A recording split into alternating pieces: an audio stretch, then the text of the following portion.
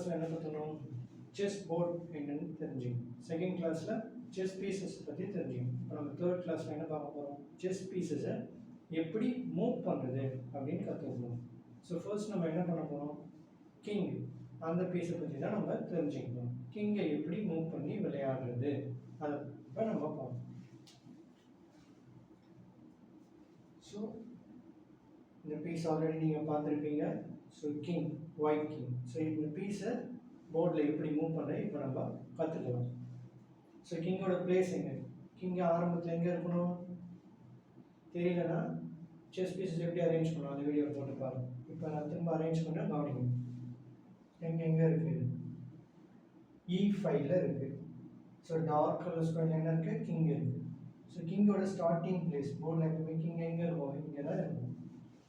So கிங்கை வந்து இப்போ எப்படி நம்ம மூவ் பண்ண போகிறோம், கிங் வந்து ஆல் டைரக்ஷன் எல்லா பக்கமும் ஒரு ஸ்கொயர் மூவ் பண்ண முடியும். ஒரு பாக்ஸ் ஸ்கொயர்ன்றது நம்ம இதெல்லாம் சொல்கிறோம், கட்டம். இந்த கட்டத்தை தான் நம்ம என்ன சொல்கிறோம், ஸ்கொயர்னு சொல்கிறோம். ஸோ கிங் என்ன பண்ணும், ஒரு பாக்ஸ் மூவ் பண்ணும், only one step.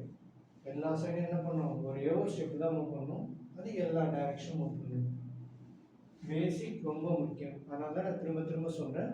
So basic வந்து நல்லா ஸ்ட்ராங்காக தெளிவாக புரிஞ்சுக்கணும். சொன்னதே திரும்ப திரும்ப சொன்ன அப்படின்னு நீங்கள் கவலைப்படவே வேணும். ஃபர்ஸ்ட்டு இதை நல்லா மூவ்மெண்ட் நல்லா மைண்டில் பதிஞ்சிச்சுன்னா விளையாட விளையாட இதெல்லாம் ஈஸியாகிடும் போகுது. ஸோ அதனால் பேசிக் வந்து நல்லா ஸ்ட்ராங்காக தெளிவாக கற்றுக்கோங்க. ஸோ கிங் என்ன பண்ணுறோம், ஒன் ஸ்டெப் மூவ் பண்ணுறோம், all direction, right hand side one step, forward one step, left hand side one step, backward one step. So நம்ம என்ன பண்றோம், one step மூவ் பண்றோம், one step தான் நம்ம என்ன பண்றோம், கிங்க மூவ் பண்றோம். கிங்க டயகனலா போகும், கிராஸாவும் போகும், ஸ்ட்ரைட்டா ஃபார்வர்டா போகும், சைடா போகும். கிங்க எப்படி மூவ் பண்ணுவோம், ஒன் ஸ்டெப் மூவ் பண்ணோம், ஆல் டைரக்ஷன் மூவ் பண்ணும்.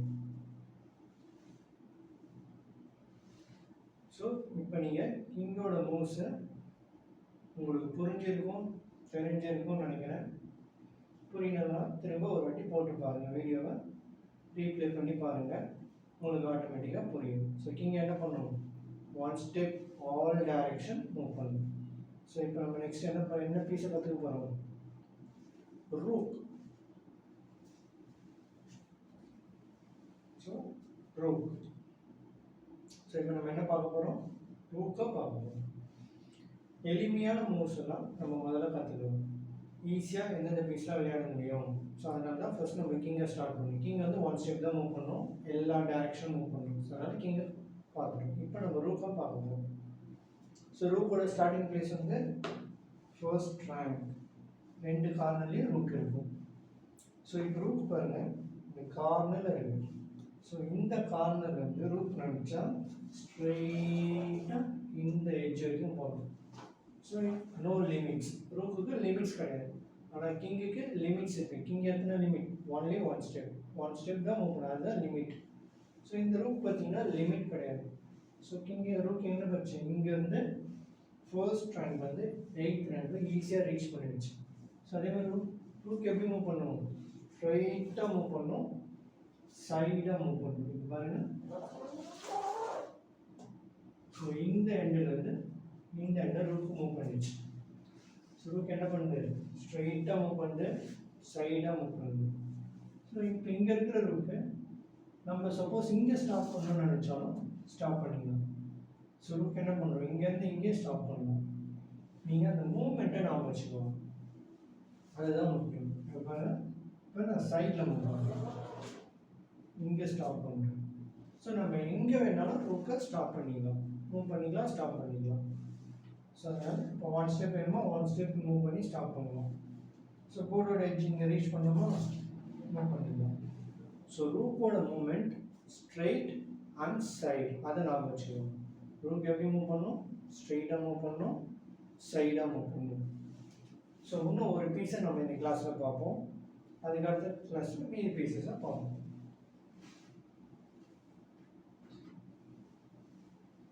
பிஷப். ஸோ நம்ம கிங்கை பார்த்துட்டோம், ரூக்கை பார்த்துட்டோம்.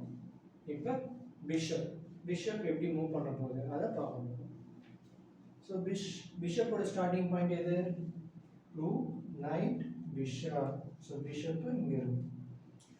ஸோ இந்த பிஷப்போட கலர் பாருங்கள், அது என்ன கலர் ஆஃப் பாக்ஸ், அந்த பாக்ஸோட கலர் தான் முக்கியம். அது எந்த கலரில் இருக்கோ அதே கலரில் தான் மூவ் பண்ணணும்.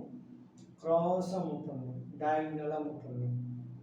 க்ராஸ் ஈஸியாக இருக்கும், அந்த விட நான் முக்கியம். க்ராஸாக மூவ் பண்ணணும், பிஷப் எப்படி மூவ் பண்ணணும் பாருங்கள். இந்த பிஷப்போட கலர் என்ன இருக்குது? டார்க் கலர் பாக்ஸும் இருக்குது. க்ராஸில் மூவ் பண்ணுது பிஷப், அதே கலரில் தான் போகும். என்னாச்சு? இங்கே இருந்த பிஷப்பு க்ராஸாக போய் இங்கே ரீச் பண்ணிச்சு பார்த்தீங்களா? ஸோ இப்போ இங்கே இருக்கிற பிஷப்பை நம்ம இங்கே மூவ் பண்ணிக்கலாம். என்ன பண்ணுறது? அதே கலரில் தான் போகுது. இப்போ இங்கே பாருங்கள், இங்கே இருக்கா டயகனல். ஸோ இதுக்கும் லிமிட்ஸ்லாம் கிடையாது, நம்ம எத்தனை மூவ் வேணால் பண்ணிக்கலாம். ஆனால் ஒரு தடவை யூஸ் பண்ணனா, இப்போ இங்கேருந்து இங்கே யூஸ் பண்ணனா மூவ் கம்ப்ளீட்டட். ஒன்ஸ் ஒயிட் ஒரு வாட்டி விளையாண்டோம்னா பிளாக் ஒரு வாட்டி விளையாடும். ஸோ நம்ம இப்போ என்ன பண்ணுறோம்? மூவ்ஸை கற்றுக்கணும், எப்படி பீசஸ் மூவ்ஸ் பண்ண முடியும் அதுதான் இப்போ நம்ம கற்றுக்கணும். ஸோ இப்போ பிஷப் என்ன பண்ணுறது? இந்த இடத்துல இருக்குது. ஸோ இங்கேருந்து இங்கே வேணுமா? கிராஸ். பிஷப் எப்படி மூவ் பண்ணணும்? கிராஸாக மூவ் பண்ணணும். பேக்வேர்ட்ஸ் பின்னாடி போகும், ஃபார்வேர்ட் முன்னாடி போகும். ஆனால் எப்படி போகும்? கிராஸாக போகும், அதே கலரில் போகும். இது பிளாக் கலர் டார்க் கலரில் இருக்குது, அதனால் டார்க் கலரில் போச்சு. இப்போ ஒன் மோர் பிஷப் இருக்குல்ல நம்ம கிட்ட, அது எங்கே இருக்கும்? Rook, knight, bishop. So white colour பாக்ஸில் இருக்குது. ஸோ 2 பிஷப்ஸ் இந்த போர்டு, 2 பிஷப் நம்ம கிட்ட இருக்கும், white side black side. So ஒரு பிஷப் டார்க்னா டார்க்கில் போச்சு. அப்போ இந்த பிஷப் லைட் கலரில் இருக்குது. அப்போ என்ன பண்ணுது? லைட் கலர்லேயே போகுது அதனால்.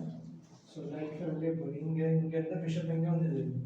க்ராஸாக எங்கே வந்துருக்கு? Light colour. ஸோ இங்கே இருக்கா, நம்ம இங்கே ரீச் பண்ணிக்கலாம். ஸோ இங்கே பாருங்கள், இங்கேருந்து இங்கே வேணுமா இங்கே வச்சுக்கலாம். என்ன லைட் கலர் க்ராஸ், நம்ம எங்கே வேணுமோ ஸ்டாப் பண்ணணும். ஆனால் என்ன கலர்? பிஷப் என்ன கலர் ஆஃப் பாக்ஸ் அதுதான் முக்கியம்.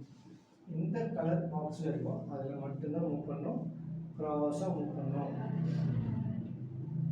சில பேர் கஷ்டமாக தோணலாம், கிராஸாக மூவ் பண்ணுது, ஸ்ட்ரெயிட்டாக மூவ் பண்ணுது, ரூக் ஸ்ட்ரெயிட்டாக போகுது, பிஷப் கிராஸாக போகுது. ஸோ அந்த பீஸ் மூமெண்ட்லாம் கஷ்டமாக தோணலாம், கவலைப்படாதீங்க. திரும்ப திரும்ப ப்ராக்டிஸ் பண்ணிங்கன்னா எல்லாமே ஈஸி தான். ஸோ நான் இது ஏன் ஸ்டார்ட் பண்ணேன்னா, எனக்கு தெரிஞ்சு என்கிட்ட நிறைய பேர் சொல்லியிருக்காங்க, எங்களால் நிறைய ஃபீஸ் கட்டி இதை ப்ராப்பராக கற்றுக்க முடியல. நிறைய யூடியூப் சேனலில் இருந்தாலும் எங்களுக்கு இன்னும் கொஞ்சம் எளிமையாக சொல்லித்தரேன், நீங்கள் ஒரு வாய்ப்பு கொடுக்கணும், நீங்கள் சொல்லி கொடுத்தா எங்களுக்கு ஈஸியாக இருக்கும் அப்படின்னு என்கிட்டே நிறைய பேர் சொல்லியிருக்காங்க. ஸோ அதனால தான் என்னோட இந்த முயற்சி. ஸோ இதை நீங்கள் பயன்படுத்திக்கோங்க. ஸோ நீங்கள் யூடியூப்பில் நிறைய கேம்ஸ் விளையாடுங்க, மொபைலில் டைம் ஸ்பெண்ட் பண்ணுங்க, கொஞ்சம் செஸ்ஸுக்கும் டைம் ஒதுக்கி இதை கற்றுக்கோங்க. இதை நீங்கள் கற்றுக்கினீங்கன்னா ஃப்யூச்சரில் உங்களுக்கு நல்ல யூஸ்ஃபுல்லாக இருக்கும். சின்ன குழந்தைங்கன்னா அவங்களுக்கு concentration, memory power, brain thinking skills இதெல்லாம் இம்ப்ரூவ் ஆகிறதுக்கு இந்த விளையாட்டு ஒரு அருமையான வாய்ப்பு. அதே மாதிரி பார்த்தீங்கன்னா பெரியவங்களுக்கு ஏஜ்டு பர்சனாக இருந்தால் அவங்களோட ஞாபக சக்திலாம் வயசு ஆச்சுன்னா குறையிறதுக்கு வாய்ப்பு இருக்குது. ஸோ அந்த மாதிரி டைம் நீங்கள் இந்த செஸ் விளையாடி இந்த ப்ராக்டிஸ் பண்ணி உங்களோட ஞாபக சக்தியை ரெக்கவர் பண்ணுறதுக்கு ஒரு வாய்ப்பு. எக்ஸாக்டாக எனக்கு தெரிஞ்சாலும் நீங்கள் விளையாடி கொஞ்சம் ப்ராக்டிஸ் பண்ணிங்கன்னா உங்களோட ஞாபக சக்தி ரெக்கவர் ஆகிறதுக்கு வாய்ப்பு இருக்குது, இம்ப்ரூவ் ஆகிறதுக்கும் ஒரு வாய்ப்பு இருக்குது. ஸோ இது ஃபுல்லாகவே இந்த கேம் செஸ்ஸுங்க அடிப்படையே திங்கிங் ஸ்கில்ஸ் தான். கால்குலேட்டிவ் ஒரு விஷயத்தை நம்ம எப்படி கால்குலேட் பண்ணி திங்க் பண்ணி ஸ்ட்ராட்டஜி.